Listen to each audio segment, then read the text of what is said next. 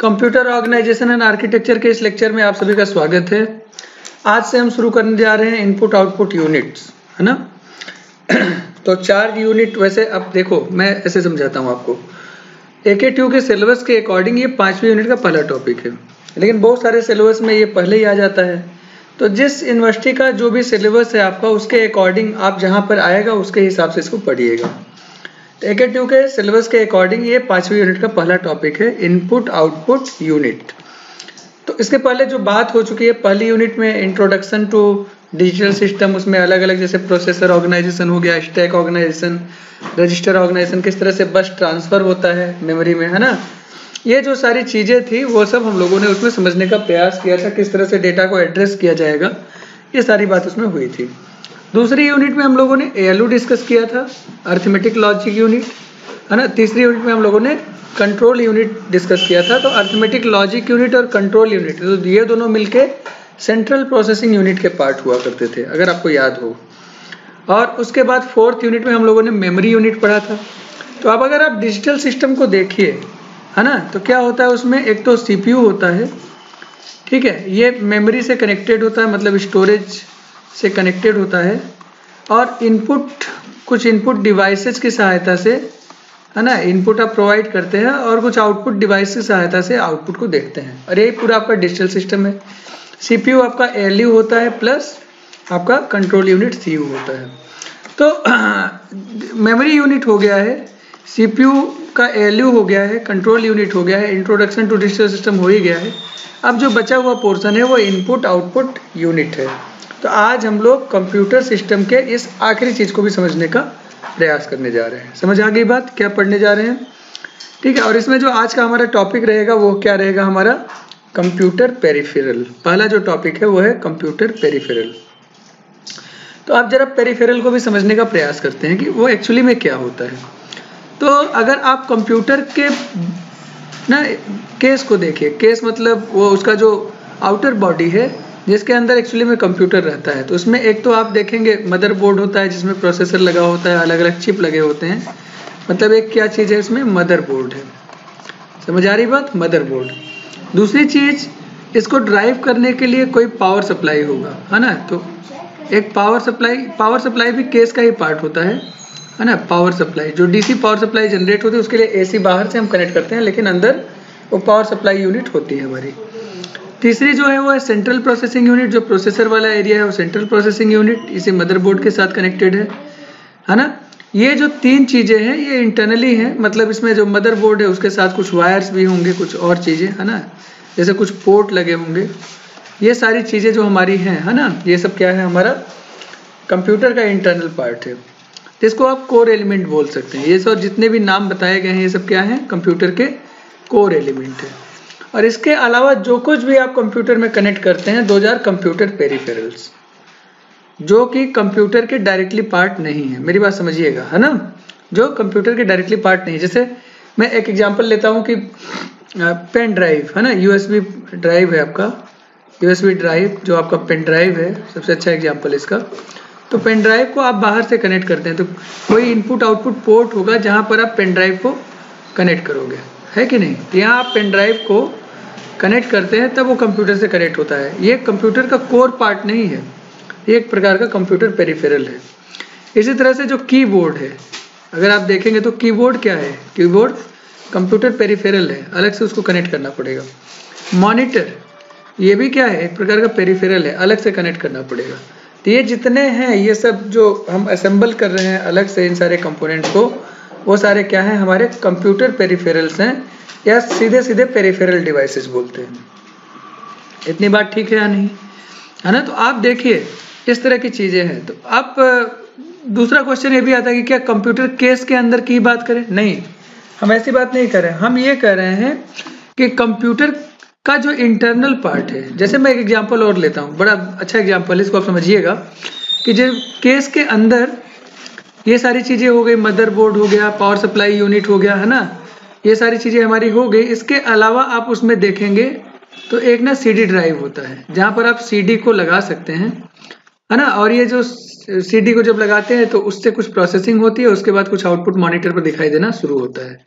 तो जो CD drive है आपका, है ना, ये क्या है, ये कंप्यूटर का कोर पार्ट नहीं है, एक पेरिफेरल है, लेकिन ये कंप्यूटर में लगा हुआ है ना, मतलब आपने कनेक्ट कर रखा है। तो कनेक्ट करने का मतलब ये नहीं हुआ कि पेरिफेरल नहीं है, this is peripheral.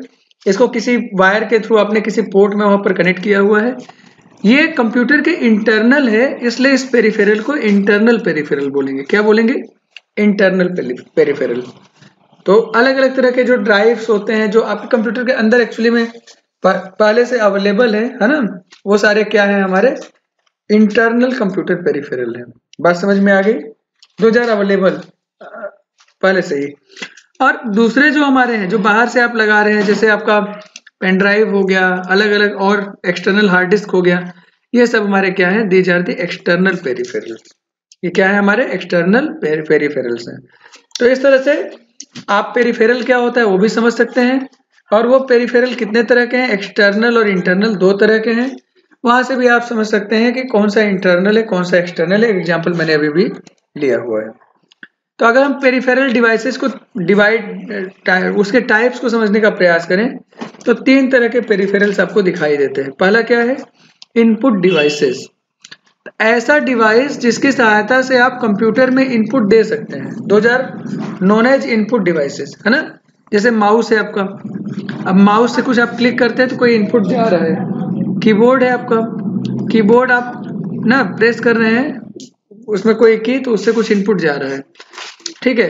Graphic tablet हो गया, पहले के जमाने में ऐसा हुआ, अभी आजकल बहुत काम होता है। इमेज स्कैनर हो गया, स्कैनिंग का काम कर रहा है, यहाँ से भी कुछ इनपुट आप दे रहे हैं। बारकोड रीडर हो गया है ना, यहाँ से आप इनपुट दे रहे हैं, बारकोड को रीड कर रहे हैं और वो इनपुट प्रोसेस हो रहा है। गेम कंट्रोलर हो गया है ना, लाइट पेन हो गया, लाइट गन हो गया, माइक्रोफोन हो गया। माइक्रोफोन तो बहुत ही फेमिलियर है आप लोग, ये आप कुछ स्पीच आपकी जो है वो इनपुट होती है through the microphone. Digital camera हो गया, वेब कैम है, डांस पैड है, और अलग अलग तरह के ये हमारे हैं, ये इनपुट डिवाइसेस के पार्ट हैं। दूसरा हमारा क्या होता है, आउटपुट डिवाइसेस। अब ऐसे डिवाइसेस जिस पर हम कुछ जो रिस्पांस है, जब हमने कुछ इनपुट दिया है उसका कोई रिस्पांस है, और जो रिस्पांस हमारा जनरेट हो रहा है दैट इज आउटपुट डिवाइस। ये जो हमारा आउटपुट डिवाइस है, जैसे मॉनिटर अभी हमने बताया था, तो मॉनिटर पर आप जो भी आपने इनपुट दिया है उसका जो भी रिस्पांस होगा मॉनिटर पर देख सकते हैं। प्रिंटर हो गया, जो भी चीज आपने किया है उसको आप प्रिंट हार्ड में प्रिंट कर सकते हैं यूजिंग प्रिंटर, ठीक है। हेडफोन, जिसकी सहायता से जो वॉइस सिग्नल आउटपुट हो रहा है उसको आप सुन सकते हैं, ठीक है। कंप्यूटर स्पीकर की सहायता से भी जो आउटपुट सिग्नल उसको सुना जा सकता है। प्रोजेक्टर की सहायता से वो सारी इंफॉर्मेशन को आप डिस्प्ले कर सकते हैं किसी वॉल पर।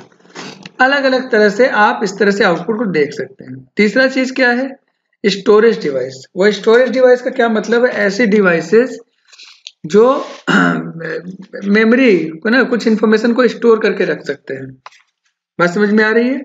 तो ये इनपुट या आउटपुट जो भी फंक्शन हो रहा है उस कंडीशन में डेटा स्टोरेज हो सकता है। जैसे आपने कोई पेन ड्राइव लगाया है ना, और पेन ड्राइव से कोई डेटा आपने प्रोसेस किया, या मान लीजिए कोई आपका कंट्रोलर है, आपने आउटसाइड से कोई कंट्रोलर यूज किया और उस कंट्रोलर की जो मेमोरी है उसमें कोई प्रोग्राम स्टोर है और ये प्रोग्राम प्रोसेस होना है। ये सब हमारे क्या है, इनपुट साइड के स्टोरेज। इसी तरह से जो डेटा हमारे प्रोसेस होने के बाद जनरेट हुआ उसको भी किसी मेमोरी में आप स्टोर कर सकते हैं, ठीक है। तो उसके लिए आप क्या करते हैं, जब भी हम स्टोरेज डिवाइसेस की बात करते हैं एज अ पेरिफेरल, हम कहते हैं कि भाई वो फ्लैश ड्राइव या यूएसबी ड्राइव है, मेमोरी कार्ड है आपका, मेमोरी कार्ड आप जानते हैं उसके लिए कार्ड रीडर की जरूरत पड़ती है, टेप ड्राइव है, डिस्क ड्राइव है, ये सारे हमारे अलग अलग तरह के ड्राइव हैं जो स्टोरेज डिवाइस की तरह यूज होते हैं, और ये पेरिफेरल्स हैं क्योंकि इसको एक्सटर्नली आप कंप्यूटर में अलग से कनेक्ट करते हैं। बात समझ में आ गई?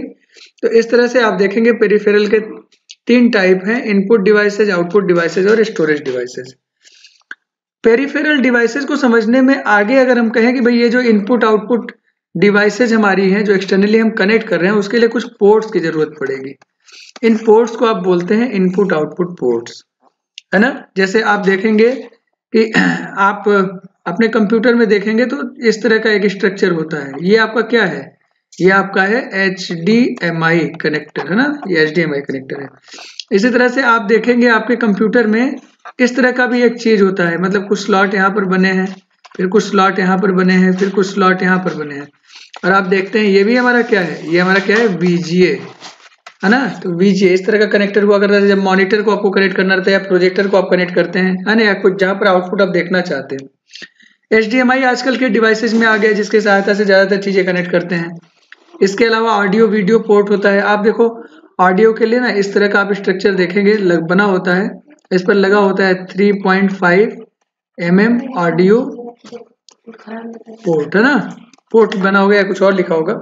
तो वहां पर आप 3 मिलीमीटर का ना आप उस पर लगा देते हैं, उस पर इंसर्ट करते हैं, तो जो भी स्पीकर या हेडफोन है उसमें आपका आउटपुट आना शुरू हो जाता है। इसी तरह से माइक अगर आपको कनेक्ट करना है इस पर, तो जो भी आप बोलेंगे वो सारी चीज में चले। इसके अलावा आप देखेंगे एक ये स्ट्रक्चर ये भी होता है, ये जो स्ट्रक्चर होता है ये आपका USB ड्राइव के लिए होता है ना। यहाँ पर आप जो बाहर से पेन ड्राइव है, मेमोरी यूनिट है, उसको कनेक्ट कर सकते हैं। इसके अलावा आजकल USB आपके USB कीबोर्ड्स हैं, USB माउस हैं, जो इसी पोर्ट की सहायता से, है ना, इसी पोर्ट की सहायता से कनेक्ट किए जाते हैं। तो ये हमारा है। तो इसको डिफाइन करने जाएंगे तो दो तरीके से डिफाइन कर सकते हैं। पहला ये है कि ये एक प्रकार का सॉकेट है ना, जहां पर आप कुछ केबल कनेक्ट रहता है और आप इसके सहायता से इनपुट या आउटपुट डिवाइसेस को कनेक्ट कर सकते हैं, स्टोरेज डिवाइसेस को। दूसरा, एक पीसी में इनपुट आउटपुट पोर्ट एक एड्रेस है जहां से डेटा का ट्रांसफर हो सकता है। तो उस एड्रेस को आप इनेबल करते हैं using by connecting the pen drive और by connecting the VGA cable और HDMI और भी चीजें हम कनेक्ट करके और डेटा का ट्रांसफर करने का प्रयास करते हैं।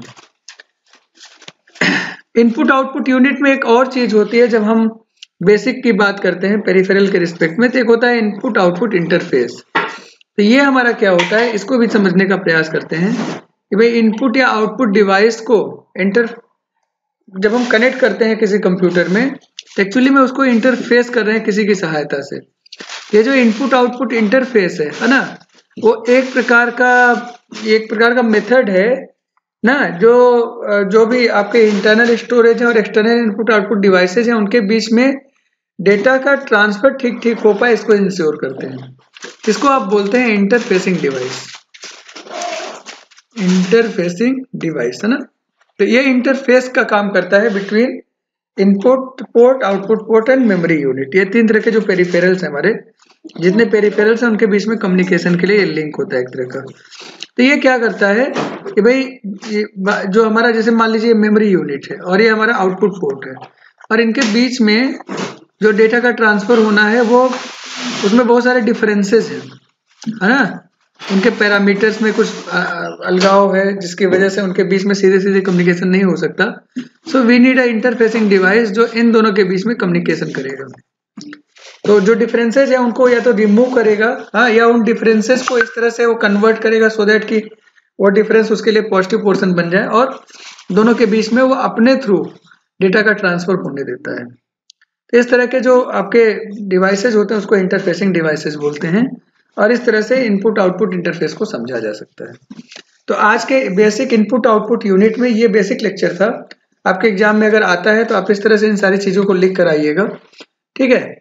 अगले यूनिट में, अगले वीडियो में जल्दी ही हम लोग फिर नए टॉपिक के साथ मिलेंगे, इसी यूनिट के नए टॉपिक के साथ, ठीक है। तब तक आप इस वीडियो को और अच्छे से समझने का प्रयास करिए। बाकी यहाँ पर ईमेल आईडी आपको दिया है veuhvramksharma@gmail.com, है ना। इस पर आप अपनी राय दे सकते हैं, है ना, अपनी बात रख सकते हैं या कोई सजेशन चाहिए हो। इसके अलावा आपका जो वीडियो का कमेंट बॉक्स है वहां पर भी आप अपनी बात रख सकते हैं, है ना। जो भी आपको रिक्वायरमेंट होगी उससे रिलेटेड बात आपसे की जाएगी। फिर भी अगर आपको कोई बात हमसे करनी हो तो आप इस ईमेल आईडी में अपना कॉन्टैक्ट नंबर हमारे लिए छोड़ दीजिएगा, है ना। तो जब आप अपना कॉन्टैक्ट नंबर छोड़ देंगे तो वहां पर हम आपसे बात कर लेंगे। चलिए इस वीडियो को यहीं समाप्त करते हैं, अगले वीडियो के साथ हम लोग फिर मिलेंगे। तब तक के लिए आप सभी को नमस्कार।